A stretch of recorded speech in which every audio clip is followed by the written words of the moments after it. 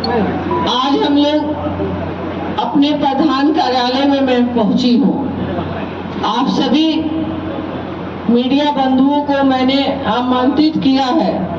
मैं चाहती हूँ कुछ अहम बातें हैं जो हमारे सिवान के लोगों को जानना जरूरी है। सभी आए हुए यहाँ पर हमारे मीडिया बंधु, सभी को मैं आदाब प्रणाम करती हूँ।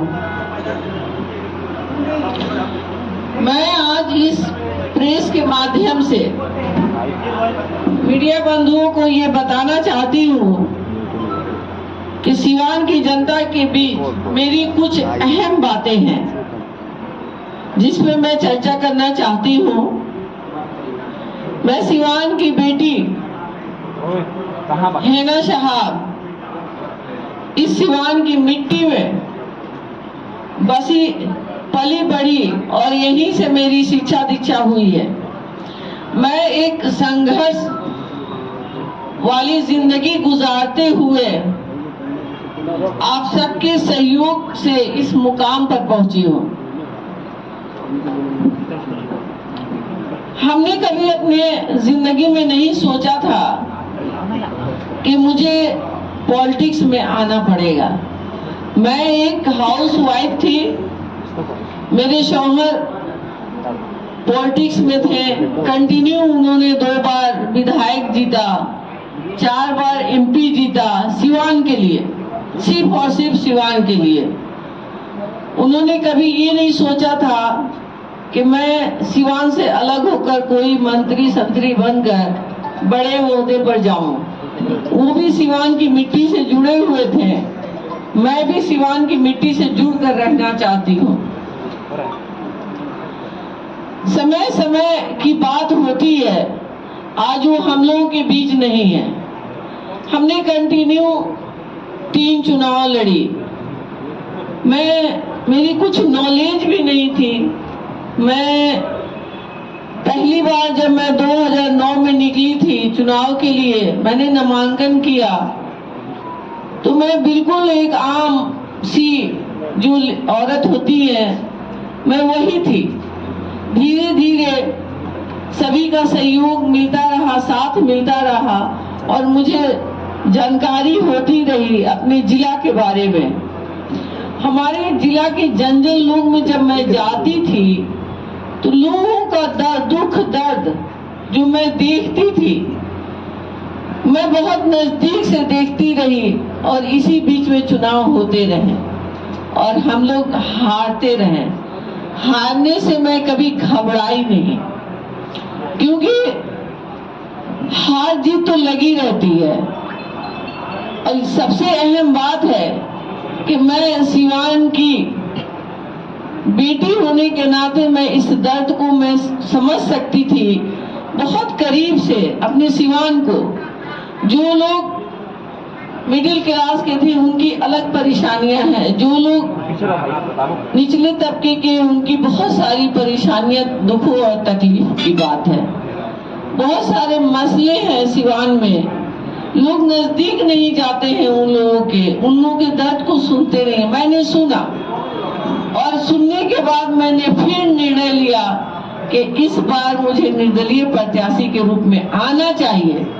अगर मैं निर्दलीय बन के जाऊंगी जन जन तक, तो मुझे हर समाज के लोग मुझे समझेंगे करीब से। और जो मेरी संघर्ष रही है कंटिन्यू, मेरे परिवार की, हमारी, मेरे शौहर की, लोग बहुत नजदीक से जानेंगे और समझेंगे।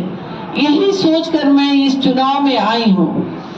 और जब मैं नामांकन किया तो पहला मेरा यही सोच था कि इस बार हम लोग नामांकन बहुत सिंपल तरीके से करेंगे, क्योंकि हमारे जो भाई बंधु और जो अभिभावक लोग होते हैं, बुजुर्ग लोग होते हैं, उन लोगों को बड़ी परेशानी होती है। हौसला तो बहुत होता है कि हम लोग इस बार नामांकन में जाएंगे और उनका पूरा सहयोग करेंगे, साथ देंगे।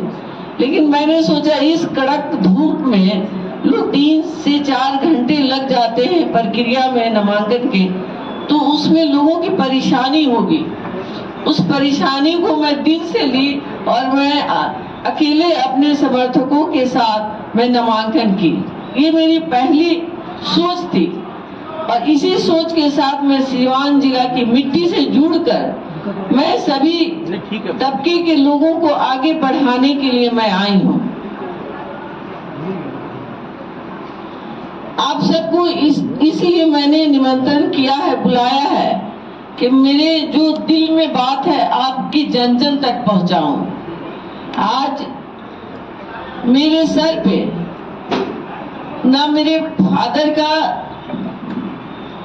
हाथ है, ना मेरे शौहर का है, ना मेरे ससुर का है, कोई बड़े गार्जियन मेरे सर पे नहीं है। लेकिन फिर भी आप सबके सहयोग से, आप सबका साथ, सबकी ताकत को देखते हुए मैं इस चुनाव में आई हूँ। मुझे उम्मीद है सीवान के जन जन तक मेरी आवाज जाएगी और हर कोई मुझे समझेगा और दिल से एक्सेप्ट करते हुए मेरा अपना जो चुनाव चिन्ह है टेम्पू 13 नंबर नामांकन, जो उसके जो ईवीएम के में नंबर आते हैं वो 13 नंबर है, उस पे अपना कीमती वोट ऑटो रिक्शा, उसे आम भाषा में टेम्पो कहते हैं और खास भाषा में ऑटो रिक्शा कहते हैं, उसमें अपना एक एक कीमती वोट देंगे। सभी हमारे बुजुर्गों से मेरी आशीर्वाद मिली है। मुझे आशीर्वाद के साथ साथ मुझे सभी ने आश्वासन भी दिया है कि आप सब आगे बढ़े, मैं आपके साथ हूँ, आप अकेली नहीं हैं, मैं सभी आपके साथ हैं। यही बात कहनी थी और अपने चुनाव चिन्ह को भी लॉन्च करना था। मैं सब मीडिया बंधु की आभारी हूँ। आप लोग सभी सहयोगी के रूप में मेरे भाई बंधु बच्चे की तरह से वर्क कर रहे हैं। बहुत बहुत धन्यवाद आप सबको यहाँ आने के लिए, बहुत बहुत शुक्रिया। चलिए सवाल लेना है मैडम, सवाल लेना है, सवाल माइक दीजिए मैडम। सीवान की हेलो मैडम सीवान की जनता आपको क्यों वोट दे? सीवान की जनता मुझे वोट इसलिए देगी कि मेरे शौहर ने बहुत जमीनी स्तर से जो काम किए हैं, जो उन्हें जो दिया गया, उन्हें सांसद बनाया गया, उन्हें विधायक बनाया गया था। शुरू में वो निर्दलीय प्रत्याशी के रूप में जीरादेई से उन्होंने अपना नामांकन करके चुनाव जीता और कंटिन्यू अपनी जिंदगी में वो जीतते रहे। और मुझे परिस्थिति ऐसी बनी कि मुझे इस पॉलिटिकल में आना पड़ा और मेरी पहचान उनके काम है, मैं धर्म पत्नी हूँ, मैं उनकी वाइफ हूँ, इस नाते लोग मुझे जानते और पहचानते हैं। मैडम, सीवान की जनता जानना चाहती है कि हिना मैडम चुनाव जीतती है तो कहाँ जाएंगे? देखिए, मैं सबसे पहले मैं सीवान के लिए समर्पित हूँ। मैंने कहा है अंतिम सांस तक मैं सीवान की सेवा करती रहूंगी। तो मैं सीवान में हूँ और सीवान की जो हमारी जनता है, सभी हमारे बड़े और भाई बंधु, हमारे नौजवान बच्चे, जो हम लोग चुनाव जीतने के बाद जो उनकी सोच बनेगी, जैसी जरूरत महसूस होगी कि हमको सीवान को आगे बढ़ाने के लिए हमको क्या करना चाहिए, उसके बाद हम लोग सोचेंगे, समझेंगे, फिर आपको जवाब देंगे। मैडम, चुनाव जीतने के बाद आरजेडी के लिए क्या सोच रखती हैं? क्योंकि आरजेडी से अब रिश्ता खत्म हो चुका है। देखिए, मैंने कहा है, आप लोगों से कई बार कहा है कि जिस दल को हमने छोड़ दिया उस दल के बारे में दोबारा सोचने की जरूरत नहीं। हम लोग जो कहते हैं वही करते हैं। एक सवाल है मैडम, आपने कहा कि 3 बार आरजेडी से चुनाव आप हार गए, तो निर्दलीय होकर के काफी अपने आप को मजबूत समझ लिए इस बार।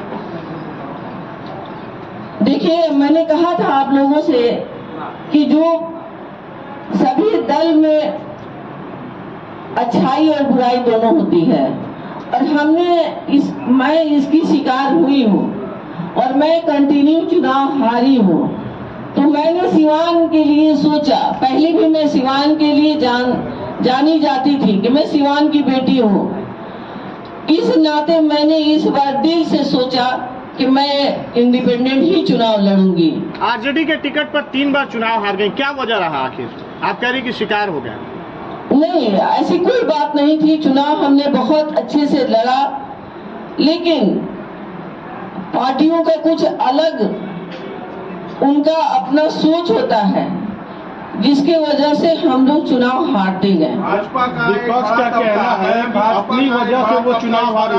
सुनील संजय दत्त भी आए थे तो लगा कि इस वक्त जीत गए, लेकिन वो तीनों का अपनी वजह से चुनाव हारी। हम लोगों ने पूरी तरह से मेहनत। हो सकता था कि हमारे नसीब में पार्टी से चुनाव जीतना नहीं लिखा था और हम सिवान की सेवा नहीं दे पाए। इसके लिए मैं बहुत दुखी हूँ कि जो मैं 15 साल सिवान से दूर रही, लेकिन सभी के बीच में रही, दुख सुख में शामिल रही, और मैं चाहती हूँ कि इस बार मैं चुनाव जीतूं और सिवान के जन जन तक जाऊं और सभी के दुख सुख में सहयोगी रहूं। एनडीए में शामिल होने के लिए या कड़े लगाई जा रही है, इसमें कितनी सत्यता है मैडम? एनडीए में सत्यता बताया जा रहा है कि एनडीए में जा सकती हैं आप जीतने के बाद, इसमें कितनी सत्यता है? देखिए, मैंने कहा है कि हम लोग सबसे पहले सिवान के बारे में सोचेंगे और सभी जन जन तक मैं जाऊंगी। जैसे मैं चुनावी दौरा कर रही हूँ उसी तरह से मैं जन जन तक जाऊंगी और उन लोगों से मैं राब्ता करूंगी, बात करूंगी। अगर जरूरी बहुत इमरजेंसी होगा पार्टी ज्वाइन करना, तब हम लोग सोचेंगे किसी के बारे में। आज मैं सिर्फ सिवान की बात करूंगी, सिवान के लिए समर्पित भावना से मैं यहाँ बैठी हूँ। मैडम, जब आपने कहा था कि सब रंग हमारा है, तो उसके बाद से कई सारे लोग भगवा रंग में आपके साथ नजर आ रहे हैं, लेकिन आपके विरोधी ये कह रहे हैं कि ये जो भगवा दिख रहा है ये नकली भगवा है, असली भगवा देखिए, कलर मैंने कहा था कि सिवान जिला हमारा परिवार है, सिवान जिला के सारे रंग हमारे हैं। मैं निर्दलीय प्रत्याशी हूँ, मैं सारे रंग के साथ चलना चाहती हूँ, मैं सारे लोगों के साथ चलना चाहती हूँ, जाति धर्म से ऊपर उठकर चलना चाहती हूँ। मैं सबके सहयोगी के रूप में, सबके सेवक के रूप में जन जन तक जाकर मैं अपने जो सेवा है वो देना चाहती हूँ। विपक्षी का कहना है कि निर्दलीय का कोई स्टैंड नहीं होता है, पार्टी का स्टैंड होता है, और विपक्षी जो उम्मीदवार उनका साफ तौर पे कहना है कि एनडीए और इंडिया के बीच लड़ाई निर्दलीय। देखिए, हम लोग आजाद भारत के नागरिक हैं, यहाँ पे सब लोग अपना निर्णय ले सकते हैं। आपको संविधान से ये हकूक मिला है कि आप अगर अपने गांव के लिए, अपने जिला के लिए जो कुछ भी निर्णय लें बेहतरी के लिए, तो इंडिपेंडेंट के रूप में मैंने लिया है। तो मैं तो सेवा के लिए ली हूँ। हर जन को जो पार्टी से है उन्हें भी सिवान की सेवा करनी है, जो मैं इंडिपेंडेंट हूँ मुझे भी सिवान की सेवा करनी है। उसमें कोई कितना खरा उतरता है सेवा में, वो आज तक आप लोगों ने देखा है और सुना और समझा है। तमाम प्रत्याशी मैदान में आप लड़ाई किससे मानती है? मैं किसी से अपनी लड़ाई नहीं मानती हूँ, मैं किसी से नहीं। मैं ये क्लियर कर देना चाहती हूँ सभी मीडिया बंधुओं को कि आज से ये शब्द यूज नहीं किया जाए, मेरी लड़ाई किसी से नहीं है। मैडम, ये बताइए कि सांसद साहबुद्दीन साहब को लोग विकास पुरुष कहते थे और विरोधी उनको इससे नकारते थे, आप इस पर क्या कहती हैं? देखिए, अगर विकास पुरुष सभी लोग कहते थे, मैं इस बात को मानती हूँ, तो विकास पुरुष का उन्हें सिंबल किसने दिया? हमारे माननीय 2005 में श्री अटल बिहारी वाजपेयी साहब ने कहा था। उन्होंने, उनके पास सर्वे आया था पूरे हमारे देश के, तो उसमें उन्होंने देखा 1 नंबर पे वो खुद थे, 2 नंबर पे आपके पूर्व सांसद डॉक्टर मोहम्मद शहाबुद्दीन मेरे शौहर थे। मैडम, निर्दलीय विधायक बने थे, तो क्या फिर से ये इतिहास दोहराया जा रहा है? हिना साहब निर्दलीय सांसद बनकर के इतिहास कायम करेंगे? इंशाअल्लाह मेरी तरफ से कोशिश होगी कि मैं सभी अपने सिवान जिला के एक एक अपने भाई, अपने चाचा भैया के अगर उम्मीद पे मैं खड़ी उतरूंगी तो मैं ये कंटिन्यू रहूंगी। निर्दलीय जो आप खड़ी हैं, तो क्या आपको सभी तबके का जो वोट मिल रहा है उसका सबसे बड़ा बेनिफिट आपका निर्दलीय होना है क्या? जी बिल्कुल, 110%। योगी जी, मोदी जी उतरने जा रहे हैं, विजय क्या होगी मैडम? सब लोग मुझे दिल से एक्सेप्ट कर चुके हैं, कोई भी आए जाए उससे सभी ने कहा है कोई फर्क नहीं पड़ता, आप आगे बढ़िए, हम लोग सब साथ हैं। बहुत शुक्रिया। बिल्कुल सही है, आप लाइव तस्वीरें देख रहे हैं।